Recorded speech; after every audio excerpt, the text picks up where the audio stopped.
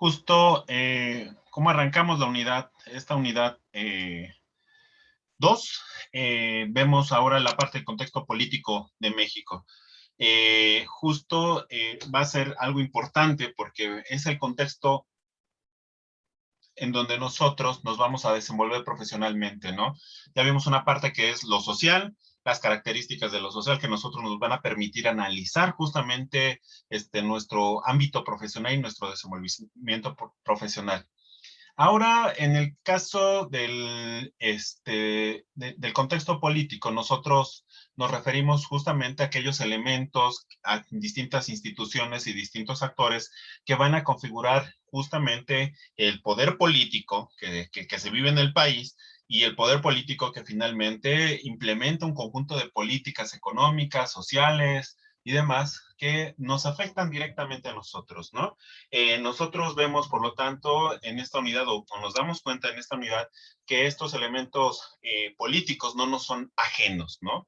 Y en ese contexto, yo les planteaba justamente en el textito de Gramsci, que justamente lo vamos a comentar en un ratito, pero, ¿qué queremos nosotros? Para esta unidad continuamos con los temas de problematización. ¿Cómo combatir el analfabetismo en México como un problema que pretendemos solucionar? Insistidamente cada una de estas unidades, pero también yo le doy este otro elemento. Necesitamos ahorita, después de la pandemia, generar un proceso de recuperación económica. La pandemia y los daños de la pandemia que estamos viviendo no se van a resolver de la noche a la mañana y no va a depender solamente de un agente que es el Estado o el gobierno, sino van a depender de un conjunto de entidades que van a definir las políticas que van a permitir salir o van a generar un estancamiento en la recuperación económica de el México de la pospandemia, por así decirlo. Y para eso nosotros necesitamos enfocarnos sobre algunos aspectos que se están desarrollando, ¿no? ¿Qué aspectos influyen? Los aspectos económicos, políticos, sociales y jurídicos, son los que van a afectar justamente para que haya o no una recuperación. Vimos en esta unidad que el Estado va a ser un elemento clave porque el Estado vamos a ver más adelante, se van a condensar este conjunto de intereses. No hay un Estado que pueda decirse plenamente autoritario en este momento en el país, sino que finalmente un Estado en donde se condensan, se sintetizan distintos intereses porque se tiene que establecer acuerdos, llegar a acuerdos y se implementan justamente un conjunto de políticas. Vemos también, pues, que además del Estado, vemos que en el Estado va a ser el gobierno, hay una diferencia abismal. El Estado no es el gobierno, el Estado van a ser justamente el conjunto de instituciones en donde se sintetizan todos esos intereses que hay en todo el país, pero el gobierno va a ser justamente el sector, el conjunto de personas que van a tomar o ejercer van a tomar el Estado para gobernar, ¿sí? Y también vamos a ver que este ejercicio del gobierno va a generarse finalmente en la población. Además, vamos a tener una delimitación geográfica, un orden jurídico en donde se va a desarrollar justamente ese tipo de políticas y de gobierno. Vimos también, o también se desarrollan acá en esta unidad, las características del poder político, los distintos, en esta unidad se mencionan 3 sistemas, el autoritario, en donde justamente es ejercido desde un gobierno unisolo, el sistema totalitario, similar al autoritario, es que tiene el poder en todo el ámbito económico, político y social, y los sistemas democráticos, que es vía elecciones, vía participación ciudadana, etcétera, también partidos políticos. También vimos que el poder de político en México no es un poder que se detenta solamente por un partido, sino que es un juego, o más bien la interacción de 3 entidades dentro del Estado, que es el poder ejecutivo, el poder legislativo y también el poder judicial. Entonces, en esa división de poderes, pues bueno, entran el conjunto de personas electas, miembros de partidos políticos, que finalmente ocupan esos escaños. Entonces nos damos cuenta que el Estado, o como vemos, no es homogéneo, no es unisolo. Lo podemos ver en el país, esas discusiones que hay entre los tribunales de justicia con el gobierno federal y el gobierno federal con las distintas cámaras, y todo el conjunto de esto configura el Estado. No hay una uniformidad, no la hay, porque la forma en que se establece o que se estructura el Estado justamente permite llevar a cabo el gobierno de distintas formas. Y bueno, finalmente vemos entonces por qué la relevancia de las elecciones. Las elecciones, porque finalmente se van a elegir los miembros que van a componer las distintas entidades, el legislativo, el ejecutivo y el judicial. Principalmente estos dos, el ejecutivo y el legislativo. Ya de estos dos se define el judicial, pero de estos dos se necesita ganar la elección, el voto de la población, para que puedan justamente llegar a ocupar un escaño y ejercer parte de este poder político. Vemos finalmente entonces que hay una interacción en donde todo recae en la participación ciudadana vía las elecciones, pero al final de cuentas nos impacta muchísimo el gobierno, los partidos en nuestra vida cotidiana, porque finalmente tomamos decisiones sobre el que gobierna, se diría desde otra perspectiva clásica. Estamos delegando la toma de decisiones que nos afectan a nosotros, pero estamos delegando para que otro los tome, y también delegando las sanciones, penalizaciones y la orientación del rumbo del país a un conjunto de personas que creemos en ellas, y por eso delegamos nuestro voto. Entonces, hasta aquí nosotros veíamos o vemos justamente los elementos que están presentes en la unidad 2. Y además, yo les envié una lectura de un personaje, bueno, de un intelectual muy importante en el siglo XX y en la actualidad, que es Antonio Gramsci. Antonio Gramsci, sin duda, es un político, un estudioso de la política, muy importante del siglo XX, porque justamente va a darnos una idea de la cuestión política, cómo se mueve la política, cómo se mueve la ideología, cuál es el papel de los intelectuales, cuál es el papel de los políticos en el ejercicio del poder. ¿Qué se necesita también para el ejercicio del poder? Algo relevante, vale mucho la pena conocer, es que alguien que muere muy joven, relativamente muy joven, y justamente él prácticamente la última parte, un poquito más de 10 años de su vida, se la pasa en la cárcel. En esa última parte, casi 10 años, da una aportación intelectual muy grande, conocido con los cuadernos de la cárcel, y cartas que salen de esos escritos de la misma cárcel. De esos, yo les proporcioné en la bibliografía y el texto en PDF de un extracto de un libro que se llama Odio a los indiferentes, del mismo autor, Antonio Gramsci, y justo les di a leer, bueno, que lo leyeran. Finalmente fue amañada mi intención de que leyeran un abstracto. Lo que más me interesaba era justo la página 19. La página 19 y es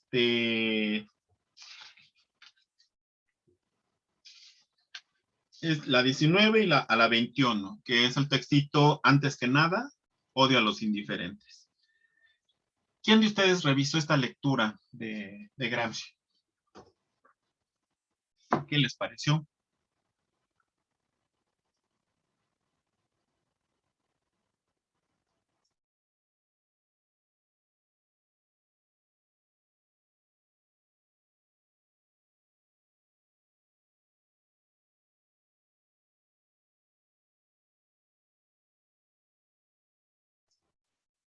Carolina, Mane, Gabriel, Itzel, Ángel, Itzel, Berenice, Montserrat, Nancy, Ana, Yasmín.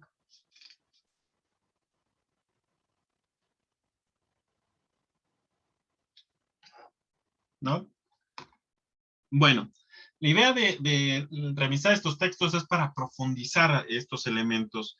Leo el primer párrafo de este textito, que creo que nos dará mucha idea del por qué se recomienda para esta unidad 2. Dice, antes que nada, odio a los indiferentes. Suena muy agresivo, posiblemente, pero van a decir, ¿qué se está entendiendo por los indiferentes? Dice, odio a los indiferentes. Creo, como Friedrich Hebel, que vivir significa tomar partido. Vivir significa tomar partido. No pueden existir quienes sean solamente hombres, extraños a la ciudad, ajenos, que vean algo y digan, chin, pues me vale gorro lo que está ocurriendo. Quien realmente vive no puede no ver, no ser ciudadano, no tomar partido. La indiferencia es apatía, es parasitismo, es cobardía, no es vida. Por eso odio a los indiferentes. ¿Sí? El texto hace un llamado de atención a la sociedad pasiva, a la que no, que dice muy orgullosa, a mí no me interesa nada de política, yo soy apartidista, eso no me interesa. Y menciona mucho este elemento, Gramsci en esta crítica, porque finalmente vivimos en una sociedad. Hacemos política y tenemos una interacción política como animales políticos. Somos un animal, una especie viva, identificada como animal, que tiene una interacción con sus semejantes, que establece un diálogo con sus semejantes para ponerse de acuerdo en cómo vivir, en qué hacer. Dice David Morales, somos seres políticos por naturaleza, exacto. Entonces, decir, bueno, evidentemente la sociedad o nuestra sociabilidad se hace mucho más compleja cuando la sociedad se hace mucho más grande, se hace mucho más compleja. Entonces, dice Gramsci, no podemos decir que somos indiferentes, que, que no queremos participar, que de política que no nos hablen. No podemos plantear eso porque finalmente todo lo que ocurre en las decisiones políticas de este sistema político que tenemos, querámoslo o no, nos va a afectar. Las decisiones electorales y el partido que gane, al final de cuentas nos va a afectar en la toma de políticas económicas y sociales que se lleven a cabo. Entonces, la indiferencia continúa, un segundo cachito, la indiferencia es un peso muerto en la historia, peso muerto en la historia, la arrastra, está ahí, viendo, es peso muerto, pero al final de cuentas impacta, porque en ocasiones la apatía se convierte en una especie de fuerza para aquellas posturas que necesitan ser criticadas, pero no hay nadie quien las critique, ¿sí? Eh, el fascismo, por ejemplo, que son estos gobiernos autoritarios que se desarrollaron principalmente en la década de los 20, 30, en Europa, en Francia, en España, en Alemania, con Hitler, en fin, son gobiernos que finalmente no tuvieron una oposición fuerte y cuando la tuvieron, pues bueno, fue reprimida. Finalmente, ¿qué pasa? La gran parte de esa fuerza que se estuvo generando desde un principio fue una fuerza que tuvo mucha apatía, ¿sí? Entonces, justamente Gramsci está viendo todos estos procesos y justamente está haciendo un señalamiento. No tenemos que ser indiferentes ante esta situación que estamos viviendo, hasta las situaciones políticas que estamos viviendo. Finalmente, él habla justamente, esta indiferencia finalmente se convierte en una fatalidad, en una tragedia para las transformaciones sociales, ¿no? Las sociedades con mayor participación definen los rumbos que tienen sus propios países, porque ellos están asumiendo justamente ese rol de tener una participación, de no ser indiferentes y de actuar. Bueno, la idea de hacer esta revisión de Gramsci es justamente porque necesitamos nosotros en nuestra vida profesional sí tener una conexión con la parte política que está viviendo nuestro país, porque finalmente a nosotros nos afecta en términos laborales, en términos profesionales. Hay muchas participaciones que se hicieron en el video muy buenas respecto a eso, que hacen un análisis cómo les afecta en el marketing, cómo les afecta en su vida profesional, y lo que podemos sintetizar es que sí nos afecta y por lo tanto nosotros tenemos que tener una participación, dejar la indiferencia no como orgullo y portarla con orgullo, porque finalmente estamos haciendo ese peso muerto de aquellos sectores que viven gracias a que no existe una oposición, es decir, una crítica ante que eso se muestra muchísimo con la indiferencia. Bueno, además de este elemento de Gramsci, pues bueno, no solamente aportó estos escritos breves, sino también teorizó sobre la vida política de lo que va a ser todo el siglo XX, que nosotros estamos analizando con los partidos políticos y demás. También Gramsci analizó elementos que generan justamente la participación, que establecen también las relaciones de represión, la necesidad de la ideología y otros más elementos, como hemos mencionado. Y en este caso, pues bueno, utilizamos este librito, que es el que está presentado acá en la minilla, de El Estado en el Centro de la Mundialización de Jaime Osorio. Jaime Osorio es un sociólogo, eh, chileno, que está aquí en México. Él da clases en estudios latinoamericanos en la UNAM y también en la UAM. En la UAM es donde tiene su adscripción principalmente. Es un teórico del Estado y también conocedor de Gramsci, que es muy reconocido en Sudamérica, ¿no? Brevemente, yo quisiera rescatar algunos de los elementos que Jaime Osorio va a utilizar para profundizar nosotros en la unidad 2. El Estado, podemos decir que el Estado es, como cuestión política, se sintetizan en él un conjunto de dominio de clases. Existe dominio de clases, si hay un sector que domina a otra clase, y también vemos que no puede el Estado de forma unisola mandarse, por así decirlo. Entonces tiene que lidiar con los distintos intereses que existen, más cuando el Estado lo conforman distintos personas, distintos personajes con afinidades ideológicas distintas. Entonces, al final de cuentas, se establece un Estado como una condensación de relaciones de poder. Estamos hablando de que, pues bueno, tienen que ponerse de acuerdo implícitamente o explícitamente. Lo podemos ver nosotros con el gobierno actual. También de en su cuadro y en su análisis de algunos de ustedes, de esta actividad 1 de la unidad 2, mencionaban que la controversia que existe en el actual gobierno es justamente la alianza que existe con otros sectores políticos que justamente tienen un pasado nada honroso. Y justo, pues eso se debe que finalmente tiene que haber una condensación de poder. No puedes de la noche a la mañana tomar el Estado, las instituciones, los espacios que configuran al Estado y sacar al 100% al recurso humano, a los personajes y las posturas políticas que existen dentro del Estado. No se puede. Eh, no hay ni la fuerza ni las condiciones para que se pueda. Entonces tienes que negociar y cuando se negocia se llega a una especie de consenso, y estamos hablando que se condensan las relaciones de poder. Vemos que al final de cuentas también el Estado, perdón, establece una especie de comunidad que es ilusoria, que nos representa, que establece institucionalmente lo que es la soberanía, pero al final de cuentas vamos a ver que tiene algo de ilusión. También el Estado va a ser una especie de ejercicio de la concentración de la violencia, perdón, porque finalmente el Estado y ninguna otra institución puede estar al mando de el conjunto de los cuerpos policíacos, por así decirlo, que ejercen represión y pueden ejercer represión. Entonces, ¿qué más podemos profundizar en el Estado y el poder político?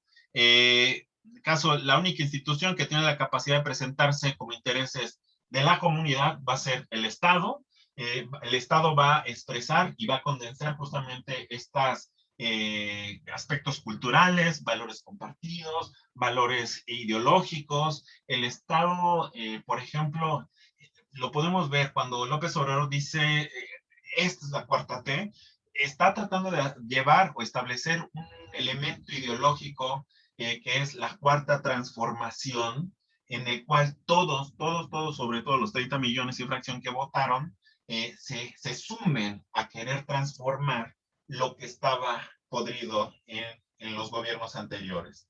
Pero es un elemento ideológico que pretende justamente cuestionar. ¿Por qué pretende hacerlo pues porque finalmente dentro del Estado también puede hacerlo, porque el Estado puede condensar justamente esos elementos sociales e ideológicos. En este caso, para este gobierno, el elemento ideológico es la cuarta transformación. ¿sí? Ya veremos a juicio si se está llegando o no se está llegando, pero es un elemento que está presente.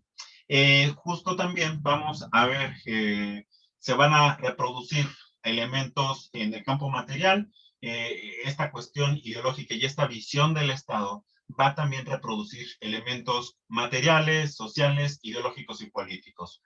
¿Qué está haciendo este gobierno? Pues bueno, finalmente está haciendo una reproducción en el campo material, con una política social, con también tratando de dar a aquellos sectores empresariales algunos beneficios y en algunos no, como por ejemplo las farmacéuticas, o sea, más que la situación de los niños con cáncer, que es la expresión inmediata de la problemática, vemos que la lucha de fondo es justamente quitar el privilegio que tenían las distintas empresas farmacéuticas que estaban teniendo el monopolio para proveer los medicamentos al sistema de salud de México.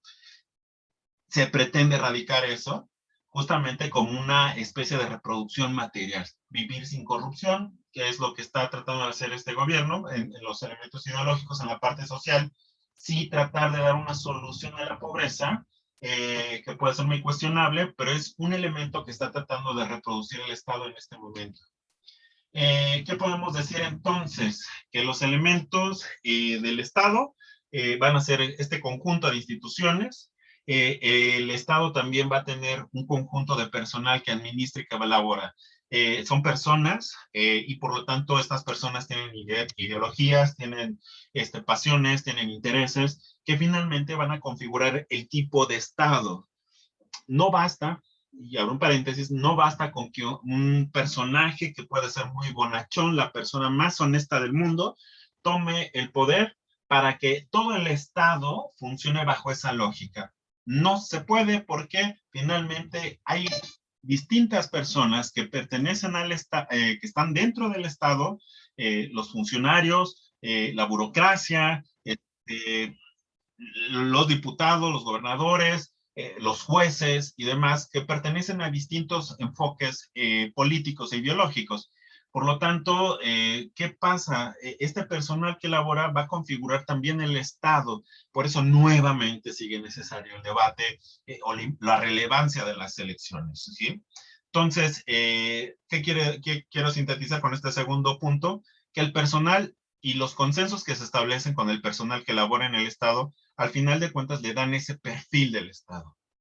El que llegue a ser corrupto o no corrupto un gobierno no va a depender de un personaje, sino va a depender de lo que se pueda justamente hacer con el recurso humano y el personal que está trabajando dentro de las instancias que configuran el Estado. ¿Sí? ¿Qué más podemos establecer? Pues bueno, que dentro de los elementos del Estado hay leyes, normas y reglamentos que van a permitir la propia reproducción del Estado. Y finalmente, podemos que todo esto va a definir un Estado como una condensación. Y cuando hablamos de condensación, una síntesis de redes, de relaciones de poder, de dominio, de fuerza. Por eso es muy importante, o fue muy importante, las elecciones pasadas de este año, en donde justo la presencia de un partido en las cámaras iba a darle poder al ejecutivo o al presidente, o se lo iba a quitar, ¿no? Según se incrementara o no. ¿Por qué? Porque al final de cuentas, la fuerza que se establece dentro de los partidos políticos y su presencia dentro de las instituciones del Estado justamente van a permitir que siga un proyecto o no siga. Y además, se puede, se puede continuar con esta incorporación de estos partidos sí y solo si hay lazos comunitarios. Sí y solo si la comunidad realmente se ve reflejada en estos partidos políticos. ¿Qué pasa cuando no se ve reflejada? Como lo que ocurrió en la Ciudad de México, pues bueno, hubo una alternancia, un cambio de partido político en toda la mayoría de las alcaldías de la Ciudad de México, un sector muy importante, y esto se debe a que finalmente los lazos comunitarios no se afianzaron, no se mantuvieron en los siguientes periodos después del arribo del gobierno en 2018. ¿Hasta aquí hay alguna duda o comentario? Ninguna, profesor. No. No, todo bien. Bueno, entonces, la sociedad, vamos a ver, entonces, no es, regresamos un poquito, no es algo abstracto. La sociedad, al final de cuentas, es un campo de fuerza, es un espacio donde se están disputando distintos sectores. ¿Por qué decimos esto? Porque finalmente en la sociedad hay clases sociales, hay trabajadores, hay empresarios, capitalistas, y hay una lógica de explotación y también de distintos grupos, ¿no? No todos los capitalistas son iguales, no todos los trabajadores son iguales, y también no todos los sectores de la sociedad son iguales. ¿Iguales en qué sentido? En que algunos de ellos tienen un poder económico mucho más afianzados que otros. Algunos trabajadores, por ejemplo, los trabajadores que son eventuales tienen peores condiciones que los trabajadores que tienen plaza, por ejemplo, que tienen sindicatos fuertes. Y eso los hace tener, digamos, una dinámica totalmente distinta. Al final se forman en la sociedad distintos grupos y fracciones de sectores sociales y la idea de los partidos políticos es finalmente generar un consenso que acuerpe a todos esos sectores de visiones heterogéneas y también cuando llegan al poder implementar políticas acorde a las necesidades de los distintos grupos heterogéneos. Entonces, sopas, es una tarea difícil, por así decirlo, llegar a establecer justamente un consenso con los distintos sectores sociales que hay en la sociedad y que no podemos omitir. El Estado, por así decirlo, para referirnos a una condensación particular de redes y relaciones de fuerza en una sociedad que permiten que se reproduzca y reproduzcan las relaciones de explotación y dominio. Es decir, que al final de cuentas, entre ese consenso que se establece dentro de los distintos grupos y sectores sociales, la finalidad de los estados y de los gobiernos, sobre todo, es mantener esa misma relación de explotación. Y aquí es una situación en donde tenemos que, bueno, se evalúa finalmente cómo, cómo se llegan a esos acuerdos que permitan justamente esa explotación a algunos sectores de la sociedad. Por eso en ocasiones no podemos ver resueltas algunas demandas porque al final de cuentas algunos sectores del Estado pues siguen manteniendo esa relación de explotación. Eh, al final de cuentas también cuesta mucho trabajo ver estos elementos que están en el Estado porque en ocasiones lo estamos analizando separados y nuestra tarea en el ámbito profesional cuando hacemos un análisis es verlo en conjunto. El Estado en ocasiones se analiza solamente y se pretende explicar desde la política misma o desde la economía misma, ¿sí? Y aquí lo importante es señalar que no se puede. ¿Por qué? Porque el análisis del Estado tiene sus elementos económicos y políticos que al final de cuentas se están complementando. Este es un debate que lo dejo en la explicación marginal. Hay un debate en donde algunos se centran solamente en la explicación economicista, en donde dicen, bueno, lo económico determina las finalidades del Estado y las necesidades y las propuestas de los partidos políticos. Y hay otros que dicen, no, es lo político lo que define al Estado y las propuestas de los partidos políticos. Y no, son justo ambos elementos, una fusión de economía política, en donde ello nos permite a nosotros justamente hacer un análisis de la política. Vemos pues que para entender bien este poder político, necesitamos entender que el poder político permite finalmente la reproducción social o, mejor dicho, la forma en que se reproduce en términos ideológicos, en términos económicos, en términos sociales, en términos jurídicos, un proyecto que está abordando un gobierno perteneciente a un partido político. Un partido político tiene un proyecto y ese proyecto lo reproduce cuando toma el poder, ¿sí? Y justo a eso en ese momento llamamos esa fase de la reproducción social y justamente cuando se llega al poder, pues, se impone un conjunto de lineamientos, de valores y demás. Por ejemplo, ¿qué Creo que en este momento el valor que está presente en este gobierno, al menos en el discurso, está la idea de combate a la corrupción, insisto, como un elemento que pretende reproducirse, como un valor que pretende reproducirse.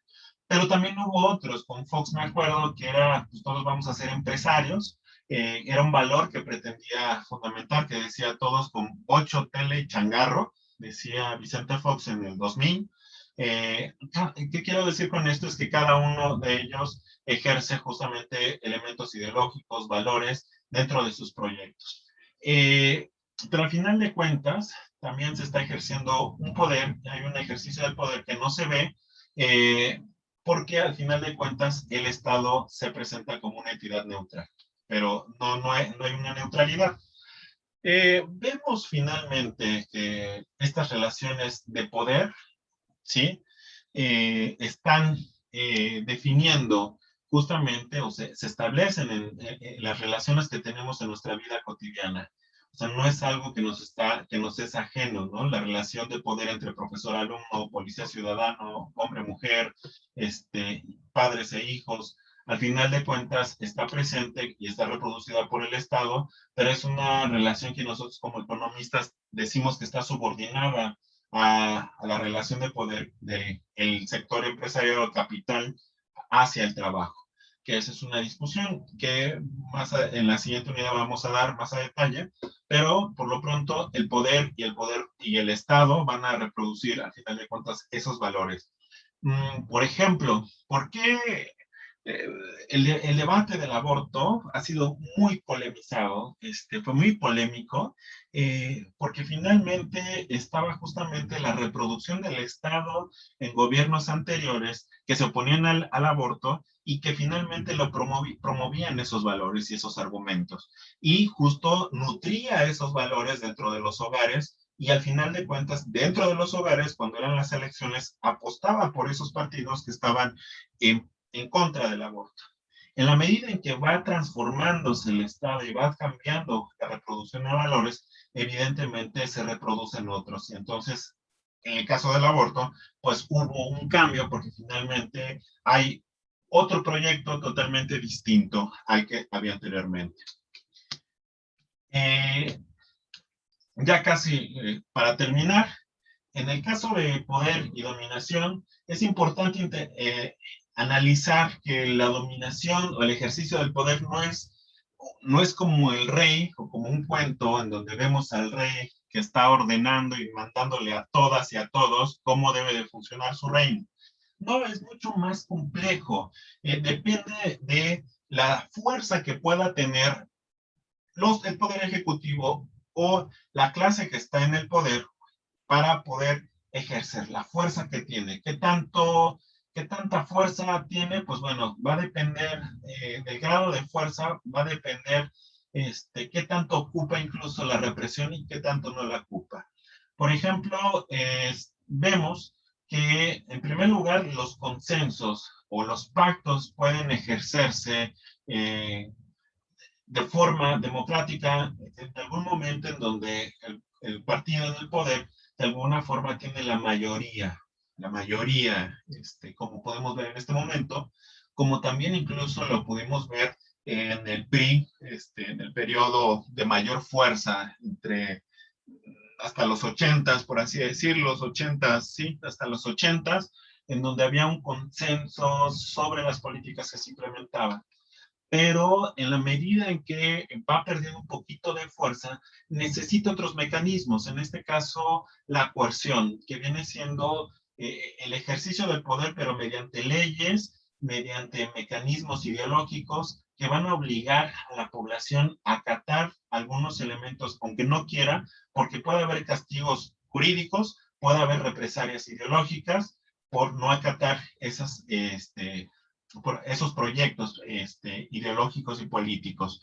Un tercer elemento, cuando ya el gobierno o la clase ya no tiene fuerza, lo que termina ocurriendo es que necesita recurrir a la fuerza pública. Entonces, vemos aquí la coacción como un mecanismo, como un ejercicio de la violencia, que finalmente se está utilizando por parte del Estado cuando no tiene fuerza. ¿Qué vemos? Justamente en la vida política contemporánea, que hay gobiernos que utilizan la fuerza justamente porque no hay legitimidad respecto a ello. Bueno, cuando esa situación está presente en términos reales. Entonces, sintetizo. El consenso es cuando tiene una mayor fuerza la clase en el poder para ejercer el poder. La coerción tiene fuerza, pero no es lo suficiente, entonces aplica coerción la clase en el poder para poder gobernar. Y la coacción, que viene siendo ya una un carente o una fuerza debilitada, que ante esa debilidad no podía ejecutar algunos proyectos, políticas, implementarlos, etcétera. Entonces los implementa mediante el uso de la violencia. ¿Hasta aquí hay alguna duda? No. No, ninguna. Pues bueno, ya viendo el Estado, que es visible ante las instituciones, vemos también cómo se están visibilizando. Vemos que el Estado se van a expresar en distintas labores administrativas, en distintas instituciones, y en estas instituciones va a aparecer el Estado, justo ahí lo podemos ver, y cómo están estas instituciones. El Estado, sí, lo van a configurar justamente el Poder Ejecutivo, el Poder Legislativo y el Poder Judicial.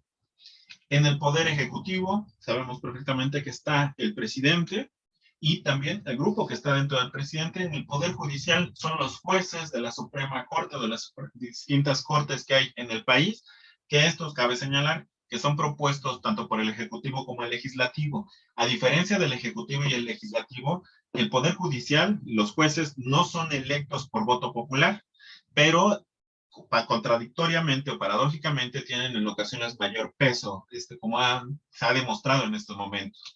Vemos el legislativo, donde tenemos las dos cámaras, la de senadores y diputados, que también están ejerciendo el Estado. Podemos ver justamente que además en el Estado están las distintas secretarías y ministerios, la Secretaría de Agricultura, la Secretaría de Turismo, etcétera, la Secretaría de Educación Pública como parte del Estado, y justo hay momentos en que van a tener mayor fuerza.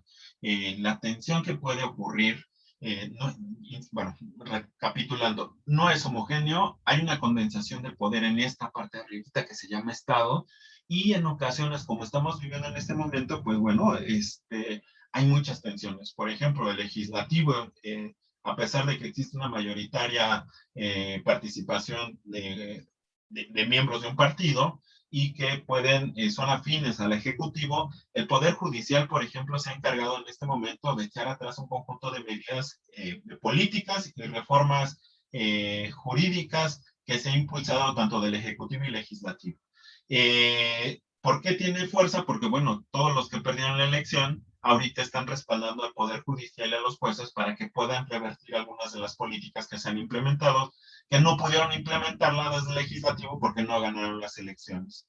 Entonces, justo el papel activo de la sociedad es poner en su lugar a cada uno de los poderes para que no puedan desarrollarse otros fenómenos como vienen siendo los golpes de Estado, que fue ya la desesperación de un sector, que en este caso el judicial, que fue vía militar, en el caso de Pinochet, en Chile, en el 73, en Argentina también, o el de hace unos años, 2019, en Bolivia, en donde se ejerció un golpe militar, o bueno, también en Honduras, y en el de Brasil, que fue también un golpe militar, pero fue parlamentario, ¿no?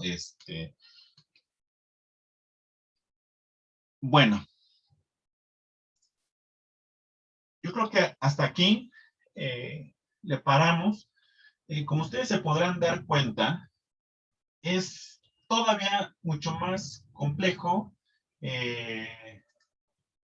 Bueno, nada más para terminar. es muy compleja esta situación que vemos del Estado.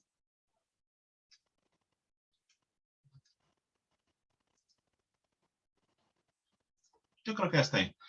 Es muy compleja esta situación del Estado. La idea de esta sesión fue profundizar en algunos de estos elementos para decir, bueno, retomando a Gramsci, no podemos ser indiferentes ante una situación que nos afecta directamente.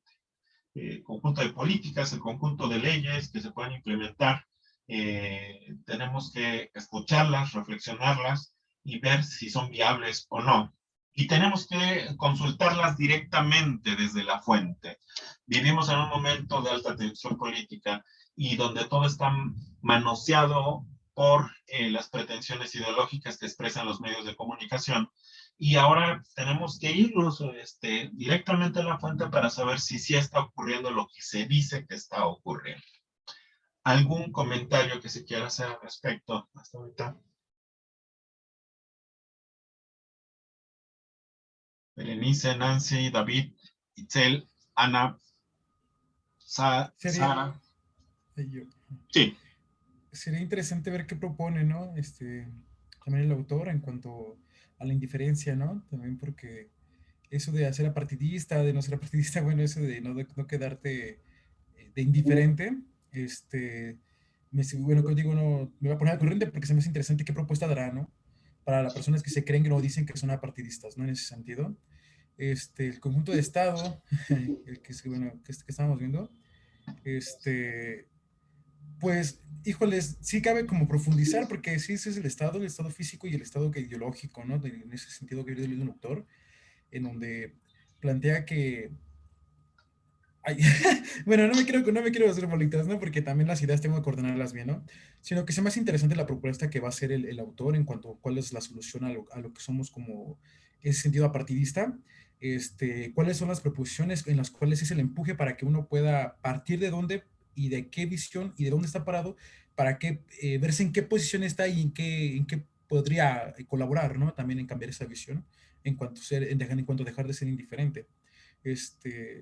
Entre los puntos generales que usted quería profundizar, lo tenemos este esquema bueno, que va a quedar grabado. Ahí tenemos los puntos importantes en lo que nos dejó. O usted tiene unos que a lo mejor le interesan un poco más, igual que profundicemos un poquito nosotros. Sí, gracias, Ángel. Los primeros dos están presentes en la unidad, el contenido de la unidad.